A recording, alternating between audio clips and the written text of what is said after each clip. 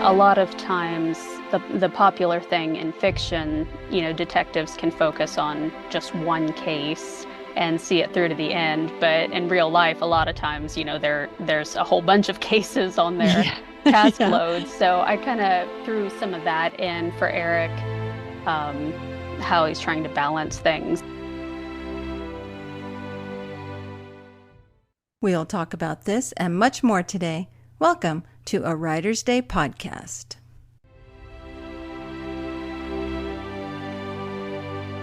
Hey everyone, welcome back to a Writer's Day podcast. My name is Ruth Douthit, and I'm an award-winning, multi-published author of books in various genres. And right now, I'm writing suspense. That's right, romantic suspense. And so if you're interested more in me, see my website at artbyruth.com to sign up for my newsletter, where you can hear about my upcoming projects like Fatal Standoff Book 2 in my Desert Shadow Suspense series that releases June 24th, which is right around the corner. And you can head over to my Facebook group, Suspense Readers. And that's where my book launch party will be on the 24th at 5 p.m. Central Standard Time. So head over to my readers group, Suspense Readers group, and that's where the party will be. And you can ask to become a member and everything. So it's going to be a lot of fun. We're going to have Diane Mills there, Kristen Mapes, and Patricia Bradley. We're going to be giving away a lot of fun items for those who comment the most that night. So Fatal Standoff releases the 24th of June.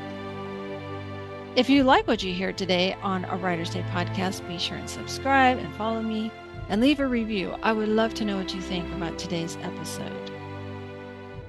Okay, let's get started because we have a suspense author with me today. Angela Carlisle is here to talk about her new book, Book 2 in the Secrets of Kincaid series. So you know the drill. Grab your favorite beverage, a comfortable chair, kick back and relax as we listen to Angela talk about Shadowed Witness.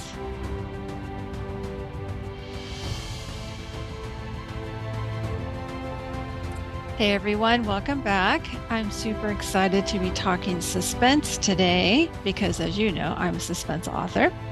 And today we're going to be listening to Angela Carlisle talk about her new book. Welcome, Angela. Hey, thank you. I'm excited to talk with you today. Excellent. Well, tell us a little bit about yourself, and then we'll talk about Shadowed Witness, your new book. All right. So a little bit about me. I am an editor and a marketing copywriter for my day job. So a little bit different side of the writing world than noveling. Yeah. But I do enjoy both. So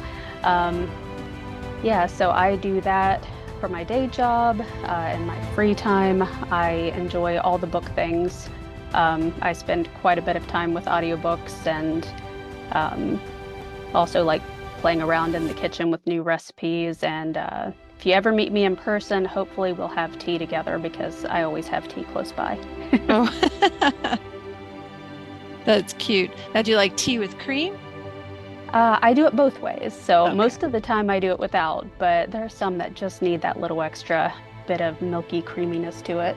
That's true. I love that. So did you always want to be a writer? Uh, it's something that I played around with when I was younger, but I don't know that I ever really thought I'd do it. Um, but then a couple years after I got out of college, I had an idea for a book, and I'm like, well, let's see if I can. Did you find that it was totally different than what you thought it would be, writing a book? In some ways, yes. The actual writing of the first book, maybe not so much. Um, but then later figuring out, okay, here's what you have to do to make it um, actually good, to Hmm. clean it up and everything. And then the marketing world and path to publishing, that was all very different than I expected. I didn't know much about that when I started. Yeah, that's the daunting part, isn't it? I mean, most writers want to just sit and write, but no, you have to do all this other stuff too. Yeah, there's a few other things in there. Now, because you have some marketing experience, do you find that authors might be asking you for some help, some ideas? Um, I do sometimes, my friends and I bounce ideas off each other. I actually I learned a lot of my marketing from my journey to becoming an author. I only started doing that as my day job a couple of years ago. Oh. So I tell people my writing novels actually led to me becoming an editor and copywriter and stuff like that. Because when I first started writing, I was working as a pharmacy tech, something very, very Mm, different. sure. Yeah, that's totally different. Do you find it difficult to switch off your inner editor though as you're writing? Yeah, I haven't found the off switch yet. Does it slow you down because you think, well, let me edit this, chapter Yes. before I go on? Yeah. Yeah, I am a very slow writer, and that's part of the reason why. If I ever find that off switch, it'll probably help me speed up, but I'm not sure yet that it exists. Yeah, it was tough. I'm not an editor at all, but for me, it was hard to switch it off. So I Hmm. can't imagine if that's what I did for a living.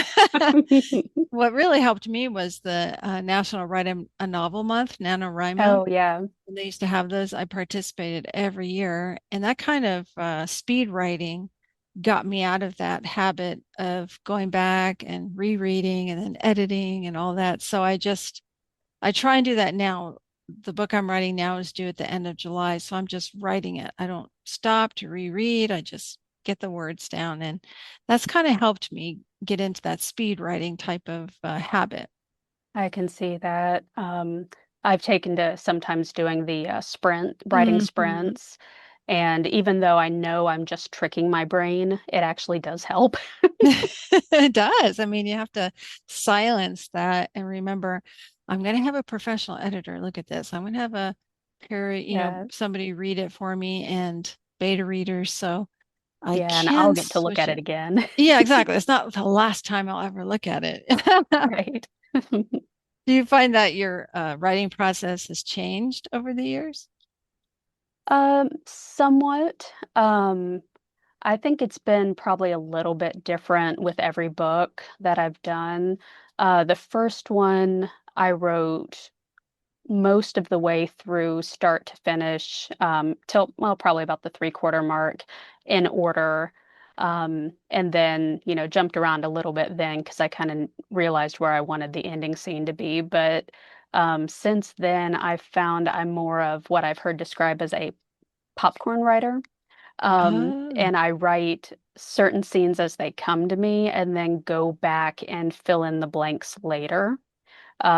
So if I've written three scenes in a book, it might be the opening scene and the climax and then something random in the middle, and then I'm trying to connect it all and all that. wow. I've never heard of that before.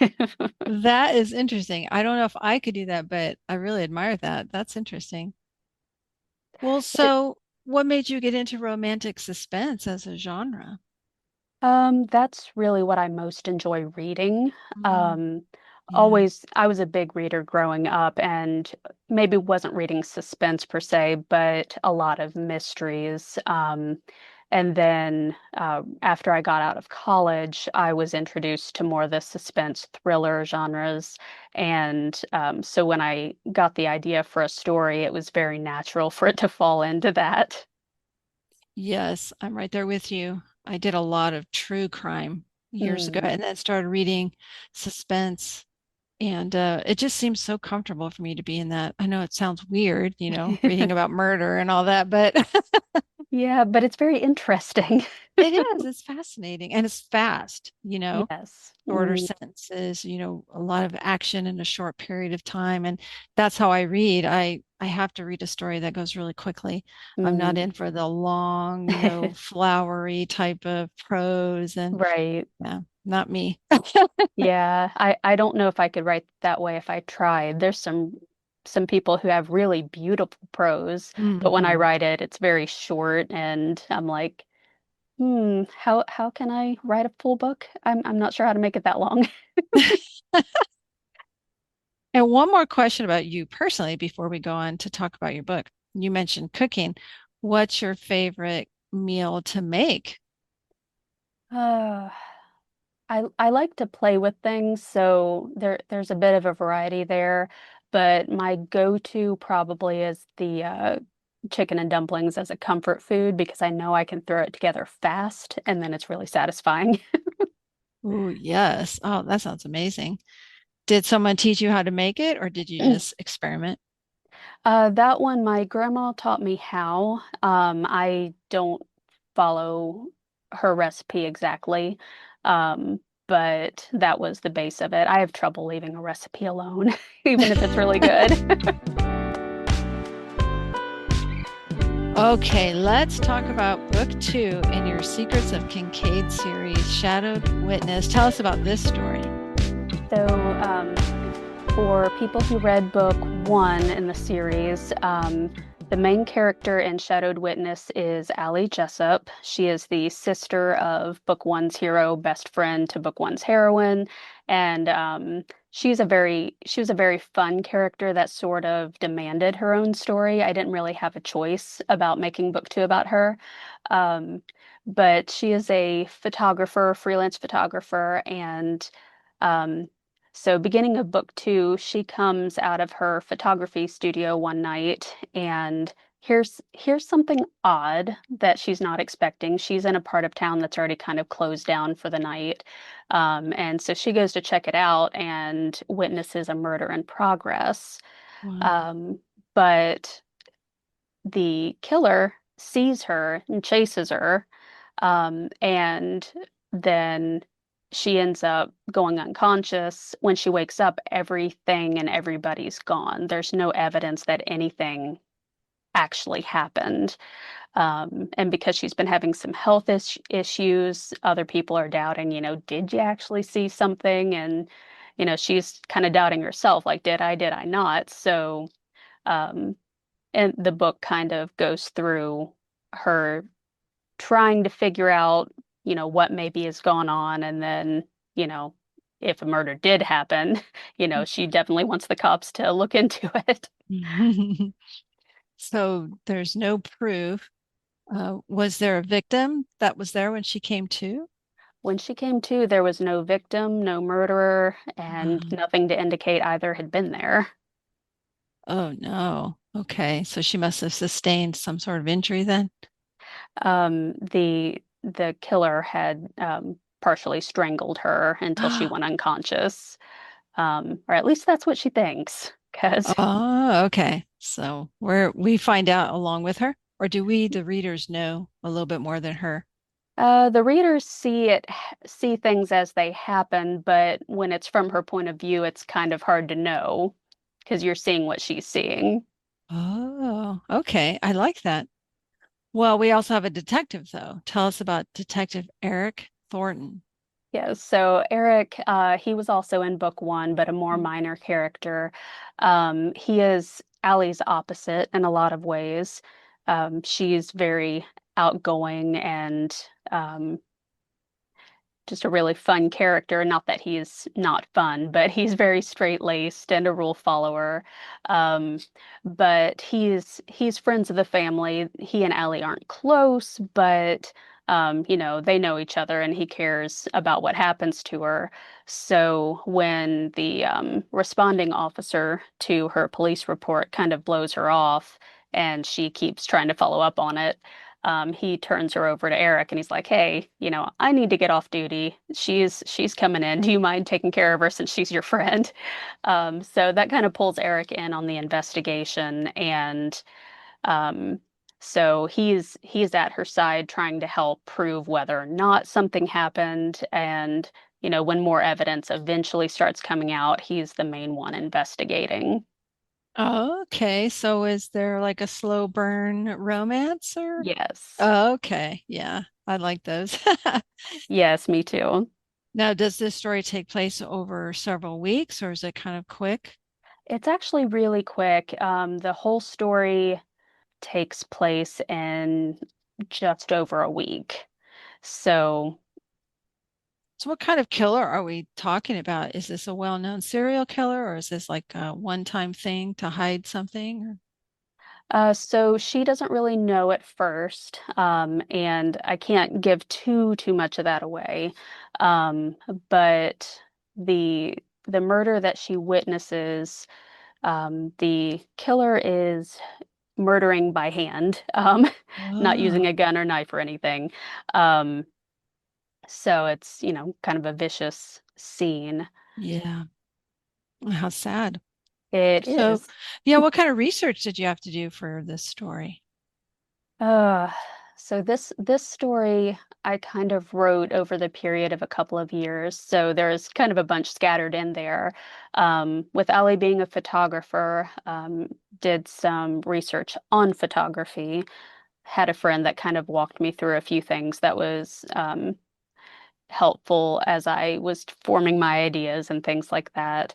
And then also the story takes place in a place called Kincaid, Kentucky, which is loosely based on the town of Falmouth, Kentucky.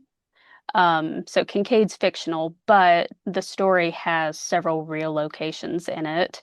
Mhm. Um, Kincaid Lake State Park, the Kentucky Wool Fest, both of those are real things in the Pendleton County area. So had to do research on both of those areas. And then for Eric's police work, different things with like murder investigations and stuff like that. Yeah. Do you have help with that? Do you have like a detective who helps you out or? I don't have a personal resource. I am part of some Facebook groups where law enforcement are willing to answer questions from authors. Oh, okay. And then I was able to find a helpful PDF on death investigations online. Ooh, That was a nice resource. nice. I'll have to look at that. Yeah. Well, so what were some of the challenges that you faced when writing this story? Um, well, not having police experience, there were, even with the research options I did have available, trying to get that right and make it believable. Yeah. Um, a lot of times, the popular thing in fiction, detectives can focus on just one case and see it through to the end. But in real life, a lot of times, there's a whole bunch of cases on there Yeah. task Yeah. load. So I kind of threw some of that in for Eric, um, how he's trying to balance things. But um, yeah, trying to make it believable for him. And then also Allie's dealing with some health issues. So, and she doesn't know what's going on. So Mm, there was research in that of trying to figure out, okay, so what is it that she has and what kind of symptoms and how do I bring this in to also make it believable? yeah. Yeah, because she thinks her mind is playing tricks on her. So, yeah, I could see where you'd have to do a little bit of research on that. And I'm kind of like you. I used a fictional town as well. I just found that to be a little easier. I do have some real locations like Phoenix and Scottsdale, but Mhm. I created a fictional town too. I just found that to be a little bit more fun, to create this place that looks like an existing town, but it's fictional. I just didn't want Yeah. to deal with a reader saying, I grew up there and that street isn't there.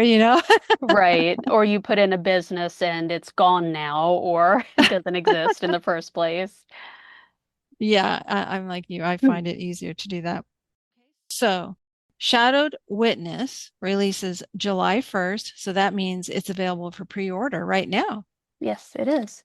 Great. And so folks can go on Amazon to pre-order it. And that way when it releases, it'll be on your Kindle immediately. That's Yep, always nice. if you're doing ebooks, that's the way to go. If you're doing paperback, obviously you can still do Amazon. A lot of times you'll get the paperbacks a little faster if you do through Baker Bookhouse. Hmm. Um, I find I sometimes get mine even a couple days before, which is exciting. It's like I get a copy before everybody else. Yeah. And they also have great deals. I think it's usually 40% off. Yes, the pre-order is 40% off. Oh, that's a great deal. And so can folks get in touch with you on your website and sign up for your newsletter? Yes, that would be awesome. So my website is just my name, angelacarlisle.com. There's a newsletter sign up tab there. I'm also on social media on Facebook, Instagram, if people wanted to follow me there. And, sometimes I share fun pictures that, um, you know, things that have to do with the book or just fun things that are going on. Yeah, great. And so what's coming next down the road?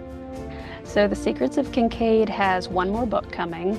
And I don't know that I can share the title yet. I did just get one. But it'll be a couple of characters that you get to know in books 1 and 2. If you've read book 1, there's a certain British bodyguard that people like, and he comes back in book 3 for a starring role. So I think people will be excited about seeing him coming. Okay, great. So Secondary Target was book 1. Shadowed Witness releases July 1st, and then book number 3 is still to come. So be sure and sign up for Angela's newsletter. So as these projects, come to fruition, you'll be the first to know the title and see the cover and all that stuff. So head over to angelacarlisle.com. And Angela, it's been so nice getting to know you. Fascinating. I love talking with other suspense authors, bouncing ideas off each other. So thank you so much for joining me today. I was glad to. I really appreciate you having me. That sounds so amazing. Angela's new book, Shadowed Witness. I really like this story and this series. I'm going to grab it. Book 1 is Secondary Target, and book 2 is Shadowed Witness. I'm going to have to check out those books. Thanks for joining me today. I hope you've been encouraged by Angela's story and how she perseveres and, has to deal sometimes with her writing process to change a little, and how she handles shutting off her inner editor, which remains a struggle for her. It's a struggle for me too. So yeah, be encouraged to keep going on your writing journey, one step at a time, because like I always say, someone out there needs to read your story. And thanks for joining me today. Until next time, God bless.